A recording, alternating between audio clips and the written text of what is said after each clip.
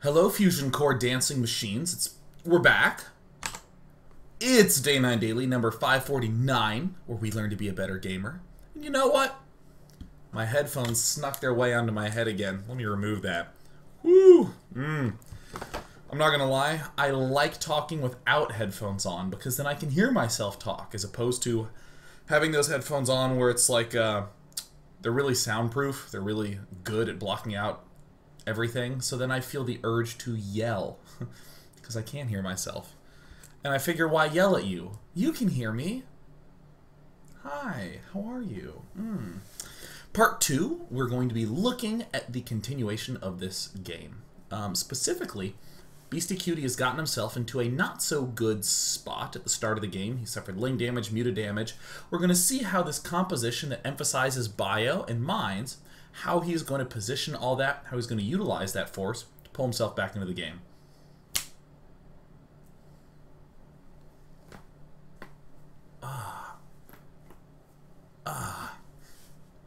Any of you have not checked out Ludique? Strongly recommend you do it. L-U-D-I-Q-U-E. L-U-D-I-Q-U-E. Great group. Play their music during the breaks. They kindly give me permission to do that, so thank you, Ludique. Thank you. Thank you for them awesome beats. For them oh-so-good beats. Let's come back to this position. Muta+ling again giving us trouble.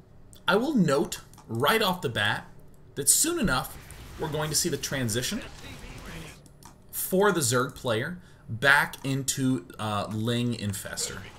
It's not going to be an extended stay in Muta+ling town as it was in yesterday's daily. Of course, BeastyQT instantly emergency thrustering everything right when it pops out. But in terms of the production, we're just seeing a good amount of Marines popping out. Ordinarily, these would be making Marauders for the Force, but, you know, let's build Muta+ling, let's not be stupid. Widowmine production continues, and interestingly, this orbital command can actually move out. Most players would want to leave it back, but notice we have coverage along this flank. We know that there is, you know, this at least has no Muta+ling that can run back through it. Actually, where are the Muta+lings? Are they back on that side? No, there's 3 mutas. There they are. So yeah, I mean, these Widowmines are doing some nice work, preventing some retreat paths. So long as we perhaps build a single extra turret, and as long as we cover this range, we're in good shape. We can easily deny a lot of these attack angles with our Widowmines, but of course, if we're killing off additional Muta+lings, then it does require a little bit of recharge. But notice how this is actually a very nice defensive maneuver. If we expand here and take this missile turret, and then we move up here and see this watchtower, we're essentially covered versus Muta+lings. If, for some reason, let's actually rewind back to this 1120 mark. Let's say that we had not taken damage from Muta+lings, but say we had taken damage from ling+infestor at the front. We would then not want to move out. If we did move out, we're opening ourselves up to more Zergling attack angles. From here and from here, we're opening ourselves up a lot to... Yeah, it's mainly the Zergling angles, so we might want to build up a little bit more. However, the fact that we've seen Muta+lings, this is a nice defensive way to protect ourselves from the Muta+lings. Take this turret and move up to this watchtower. Really cool. This better be good. So I think this was a very clever play by BeastyQT. Moving up like this, and we see some of the rearrangement of the Widowmines as they sort of march their way down. Again, got to be very careful with this Widowmine placement. A lot of little minor fumbles here and there by BeastyQT. Overall, amazing mine usage. Things like this. We're creating this wall, so that way Muta+ling can't come in from this angle. So that way Zerglings struggle to come in from this angle. And then we have a single Marine over here to just cover this whole range. Most of everything else is covering this counterattack path against the Zerglings. And we still have some nice defensive formations here. We would just need to close that one off. So obviously, this is annoying for us to have these bits of harassment. Suddenly this sound is sounding loud again. I don't know why, man. I'm turning into one of those OCD volume people. Maybe I'm getting extreme pressure from other aspects of my life and I want to retain control of it by readjusting the sound. No, no, no. It's perfect. Either way, I will go crazy with that today. So, again, we can keep pushing this to get a good sense of what our opponent is up to. I did promise you that there was infestor play coming up. Where is that infestor? You know, I don't know where the infestation pit is, so I will go to this brand new structures tab. Aha, there it is. So I actually just want to note that what Zerg has been doing. So that way we can sort of we can see and go, oh yeah, I know what's going on. And then we can sort of rewind back and go, oh, I see, I see, I see. So here's when the Mutalisks came in. This is a common play from Zerg players. Build just a few Mutalisks, something like 8, 9, and then instantly transition into infestation pit. Come on. Come on. There it is. Really swift transition into that. In a sense, our Zerg player is setting himself up magnificently to go Zergling, Ultralisk, Infestor. I mean, already having the third, already getting up the fourth. Nifty. So as we zoom ahead, these little pokes and prods from BeastyQT, very reasonable. Look a little bit like Ling Mutalisk, but if you're seeing that force of Ling Baneling and no increase in Mutalisk, you're gonna suspect hive and or infestors.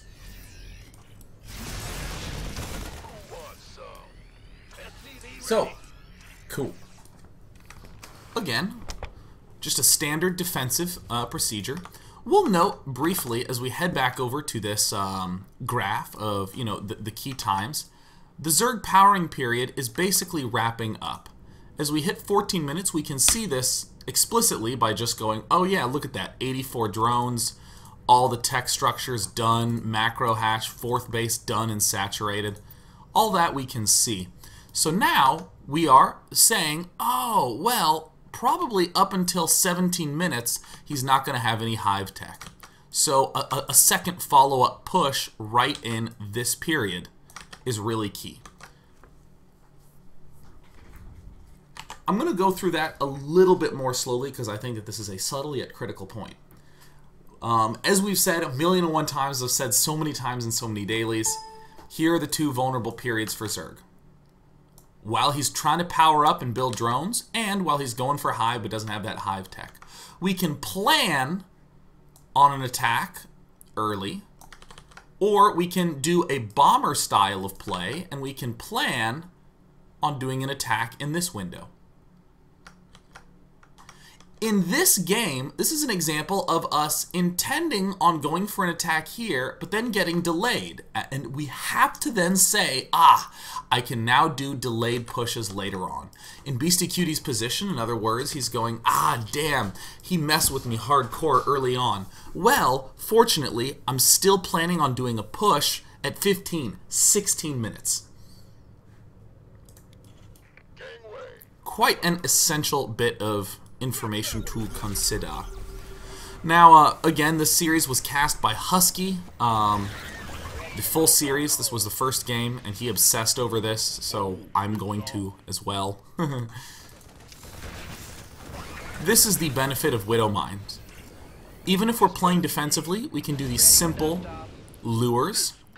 This is a very safe play, because if Mutalisks or Zerglings suddenly appear, we can always emergency thrusters and dart away safely.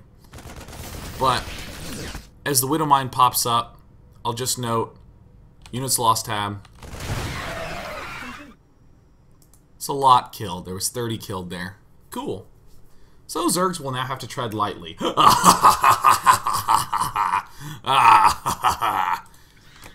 Yes. Alright, cool. Enough of that. Back in the main base, we're seeing a different set of things going on with the buildings. Just as we did in the daily yesterday, we looked at the attack in the mid game and then rewound. Here we looked at the defense in the mid-game, and then we're rewinding to see what's going on with the buildings. We don't need to spend a lot of time on it, but as we are on 2 bases, 5 barracks, and 1 factory. These are the numbers we're working with. As we see the securing of the 3rd base from BeastyQT, right here, he is then going to be adding on 1 or 2 more barracks. Generally 1 if we're under pressure, 2 if we're not, and 1 factory. This is the sort of interesting 3-base formation. On 3 bases, we want 6 barracks making Marine Marauder, 2 factories making Widow Mines, and 1 starport making medivacs. All builds with Taran and Protoss rely on these linchpin number formations. With Protoss, you'll have things that are very common, like first open with 4 gate, and then, or I should say, first open with an expand and defend yourselves with 4 gateways and a robo, and that's like your first set of buildings. And then as you expand, add on 2 more gateways and a Twilight Council, and then add on 4 more gateways. These are the sorts of numbers that we get used to. So that way we can see in the end we're going to have 8 gateways, or excuse me, 10 gateways, a robo, and a Twilight Council. We get these nice numbers. So I'm just illustrating some of the structure of what's back home in Empire BeastyQT's base. I'm not saying that this is the definitive way to do this strategy because Heart of the Swarm isn't even out yet, so we don't know. But we can see that someone who's practiced this strategy is relying on these numbers, so that's why we want to note them, so that way we can rely on them too. Interesting though, BeastyQT, as we just fast forward a smidge more to where we were before, BeastyQT is going for this factory with a tech lab, so that way he can get the drilling claws. So that way Widow Mines basically instantly unburrow and burrow. Let me just yawn because buildings are so boring. And once again, these look like alligator clips. The alligator clip upgrades so that way these Widow Mines can definitively let us know exactly the voltage of the enemy defense. So we're seeing this push happen. You know, it wounds my soul if any engagement happens 10 seconds before an upgrade is done. But still, you do want to send it out a few seconds early. It's, you know, like I would say on a scale of 1 to 10, it is, you know, it's like a 6 to be able to go, oh yeah, BeastyQT's attacking at 15:30 because his 2-2's almost done. So that's a good time to attack. But we want to think not at a 10, but at a 9 for day 9.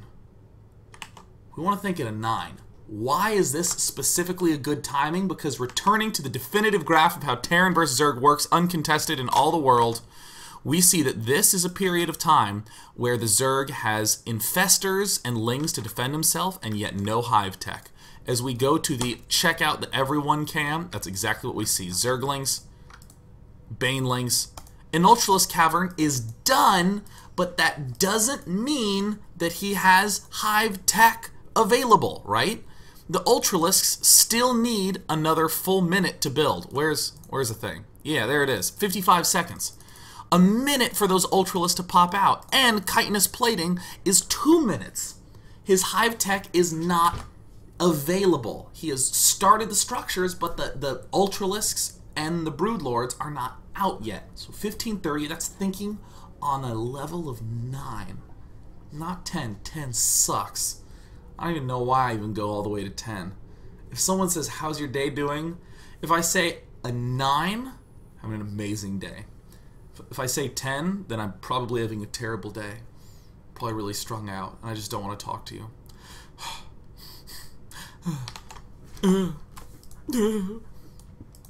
So yeah, at a fundamental level, we are attacking because this is a key period in Zerg vulnerability.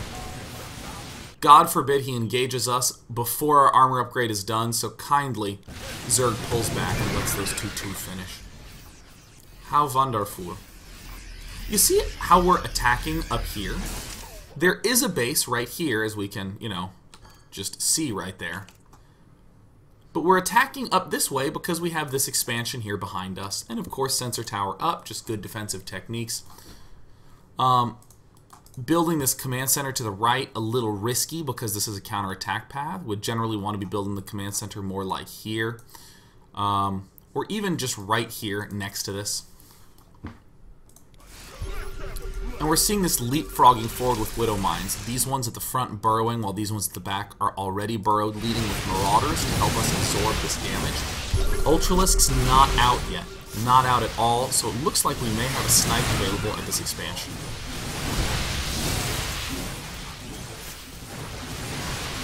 A nice, tenuous, cautious engagement. I'm not hallucinating. You're hearing the volume levels change. Are you serious? Okay, just listen for the volume levels.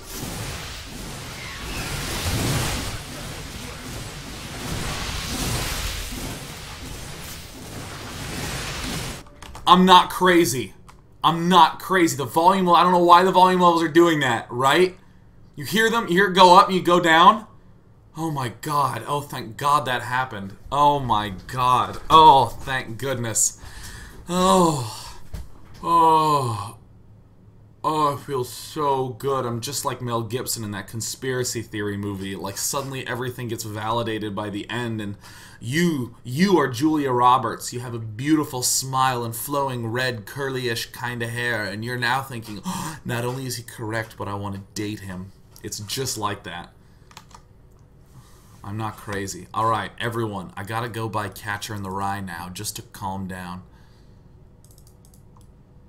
Either way, as we have our variable changing volume levels, these engagements become real difficult for Zerg. This used to be Zerg just going bah and just sending stuff in, but we already see 1 connection, 2 connection with our Widow Mines, 3 connection,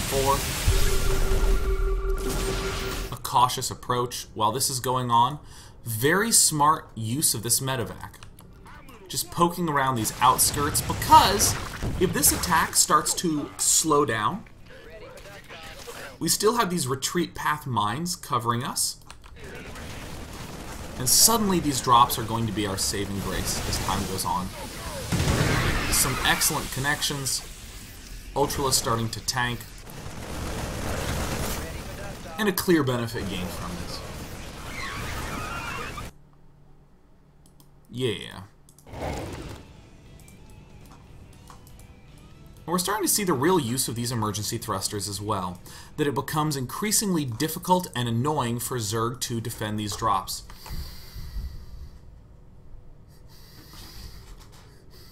I have a sneeze coming. It's increasingly difficult to defend without a lot of air units. And you might say, oh, well, I'll just do better minimap watching. With these medivacs being so fast, being Mutalisk speeded, even if you have a hawk's eye on the minimap, still very difficult to keep pace with them. So, per usual, as the attack wanes, we identify, aha, my opponent is going for largely Ultralisks, Zerglings, and Infestors. Therefore, these medivac drops are going to be a very easy, convenient way to get in his face. Picking at multiple locations. These mines, interestingly, allow us to set up these defensive retreat paths. Really, really nice. If Zerg wants to completely commit to this, that's one thing, right? If Zerg wants to throw in like all his units for a big frontal attack, he's going to run into some issues with these Widow Mines. If he tries to even do small packs of stuff, we have small packs of units ready to defend. So this really frees us to be able to pull this sort of stuff off. And thanks to the fact that fungal growth is a projectile at this point, it's a lot harder to pick these off. The emergency thrusters have a huge additional utility in that sense too.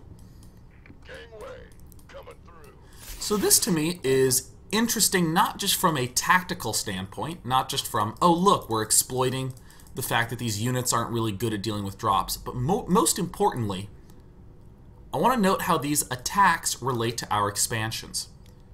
As we come to, well, rats, sure, I guess I'll come to 16 minutes. At the 16-minute mark, this is the push that we were looking at earlier. We just rewound a little bit. Here's this attack that happened earlier, and we talked about pushing up this alley. Why push up this alley? Because our third base, our critical base, is right here, and that's a convenient way to defend it. Well, how would we secure this base? That's what these drops are really doing. This base now has the opportunity to build into a planetary fortress because we're buying it time with this crazy drop. We're buying it time with crazy drops over here. We have multiple locations of attack. Zerglings are the only thing that can really defend multiple attack locations from drops reasonably well. I mean, other than mutalisks. We're kind of assuming that our opponent isn't building mutalisks. How do we delay Zerglings? By having these drops all over the place. You might say, well, why not just do another big push at 18 minutes right here? Wouldn't that also buy time for this expansion?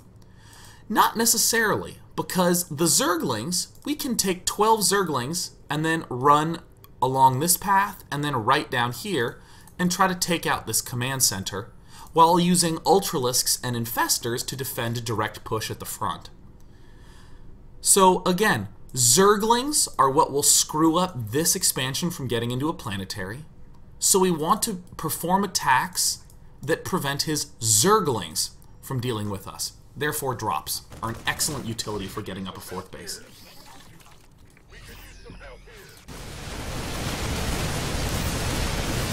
Drop here, push here, all the goody goodnesses. We run into some banelings because our drop play doesn't even need to be amazing. We're just doing damage, and the instant a direct attack is elected, because we were brilliant with planning our mind burrowing, we've already done some pretty nice juicy reduction of force damage thanks to these Widow Mines. And, you know, actually I thought that happened at the 20-minute mark. I want to rewind back to 18. And just note this last little tactical thingaruha. Certainly, drops hitting at all these different locations are good for delaying Zerglings, so this can get turned into a planetary fortress. Just got done talking about that a little bit. And then I said, in a theoretical sense, pushes along this attack path are so conveniently covered by these Widow Mines as we're racking up those numbers. And we get to see this literally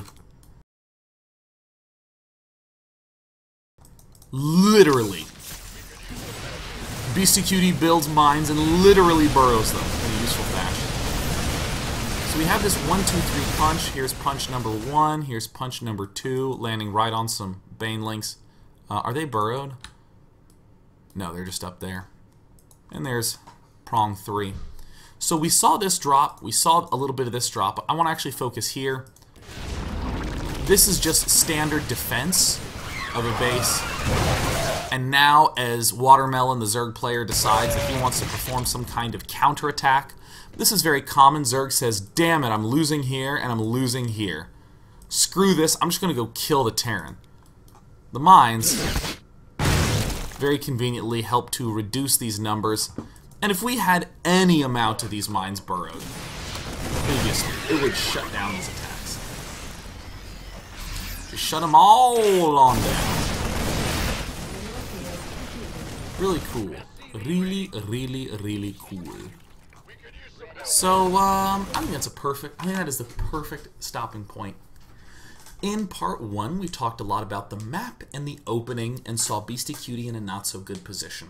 In part 2, what we saw is how this Widow Mine Marine Marauder Medivac force could be used defensively rather than offensively, as we saw in Daily 548. So, we also saw in this segment that because BeastyQT couldn't do an attack earlier, he went for an attack in this window. An attack with 2/2 upgrade being finished to exploit the fact that the Ultralisks and Broodlords were not out yet. Infestors, but no hive tech were there to defend.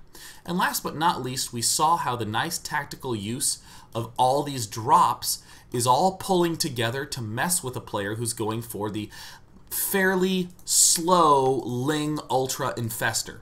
Slow when compared to something super fast like Mutalisks.